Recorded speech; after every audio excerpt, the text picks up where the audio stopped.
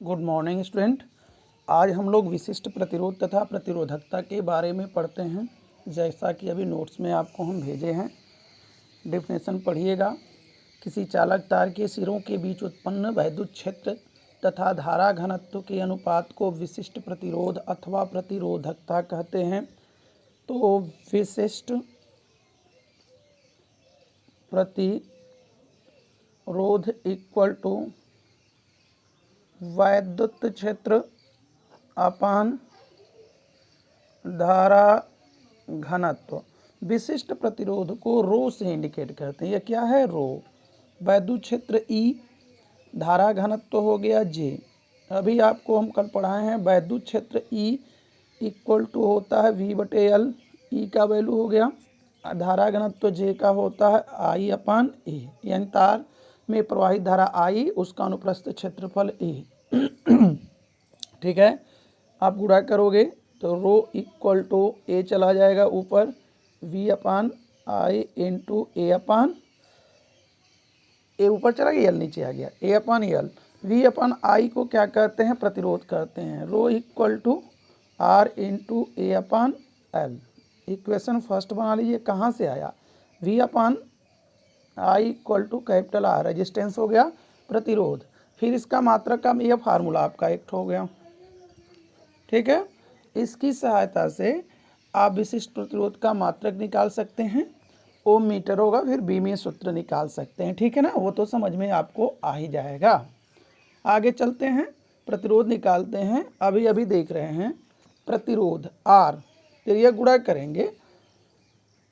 लिखा एकांक लंबाई तथा एकांक क्षेत्रफल के चालक तार पर तार का विशिष्ट प्रतिरोध तार के वैद्युत प्रतिरोध के बराबर होता है। कब? जब A का मान 1 हो, L का मान भी 1 हो, तो रो बराबर क्या हो जाएगा? R हो जाएगा। ठीक है ना, जैसा आपने लिखा है।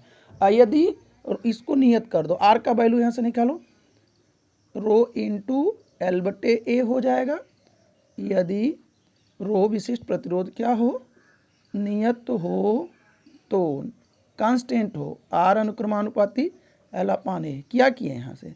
त्रिय गुणा करके R का मान निकाले हैं, और रो को कांस्टेंट कर दे रहे हैं, नियत कर दे रहे हैं। ठीक है, समझ में आ रहा है? अर्थात यहाँ पर देखिए, अब प्रतिरोध R अनुक्रमानुपाती होगा किसके?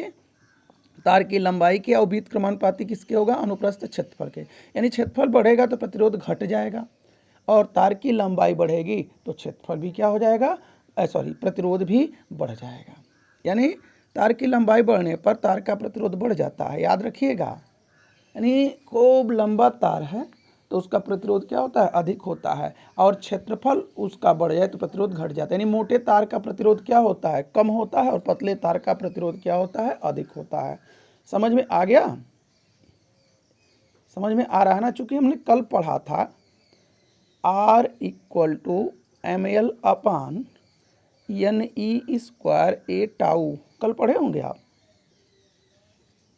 इसका मान ले आके यहाँ रख सकते हैं हम समीकरण 1 में। किसका? R का मान रखिए, यहीं हल कर दे रहे हैं बगल में, यहीं। तो rho equal to ml/NE² A tau into A/L। L से L कट गया, A से A कट जाएगा। रो इक्वल टू क्या आएगा? m/NE² tau. वीडियो देख करके समझ लीजिएगा इसको। ठीक है, अब आगे चलते हैं। इसी में विशिष्ट प्रतिरोध हो गया। विशिष्ट चालकता, यानी विशिष्ट प्रतिरोध के व्युत्क्रम को हम क्या कहते हैं? विशिष्ट चालकता कहते हैं। इसे सिग्मा से इंडिकेट करते हैं। यह सिग्मा क्या है? विशिष्ट चालकता। सिग्मा इक्वल टू 1/रो। ठीक है, सिग्मा इक्वल टू 1/रो। रो E/G लिख सकते हैं। आएगा क्या? J/E आ जाएगा। तो J इक्वल टू क्या आ जाएगा?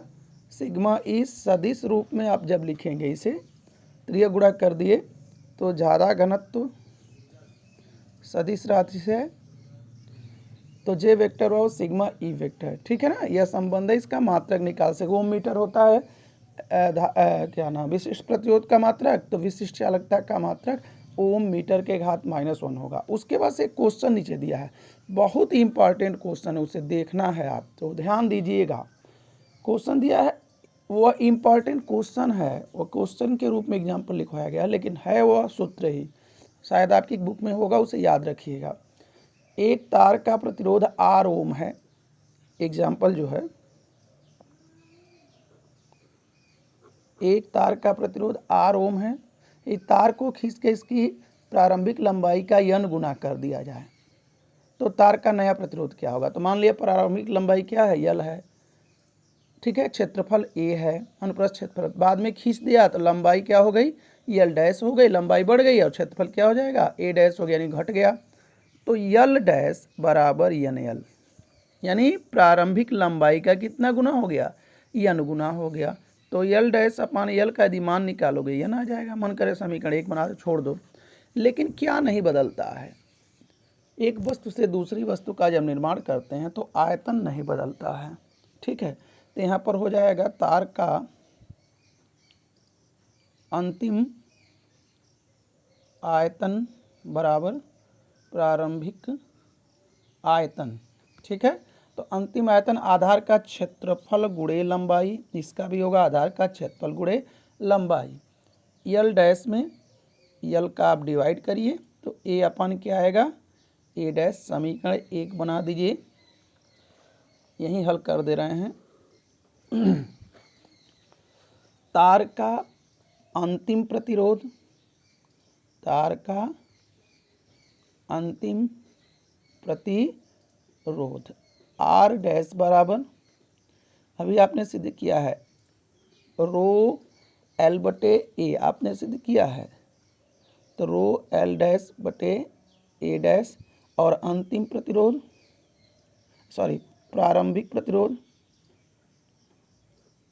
प्रतिरोध लिखे हैं R equal to rho into L upon A dash. अब भाग दे दीजिए R डैश बटे R, रो से रो कट गया, A डैश कहाँ चला जाएगा, ऊपर चला जाएगा, सॉरी A डैश नहीं रहेगा, A रहेगा, A कहाँ चला जाएगा, ऊपर, तो और L तो नीचे रहेगा, L डैश बटे L इंटू A बटे A डैश हो गया, A डैश नीचे आ जाएगा, A यहाँ देखिए A बटे A डैश का मान, यहाँ देखो A बटे A डैश का मान L डैश बटे L हो जाएगा। तो R डैश अपान R बराबर L डैश बटे L इंटू इसका भी मान होगा L डैश बटे L। तो R dash upon R equal to L dash upon L का क्या हो जाएगा, स्क्वायर। इसका मान आप यहाँ देखेंगे, यहाँ पर इसका मान क्या है, n है, L डैश बटे L का मान।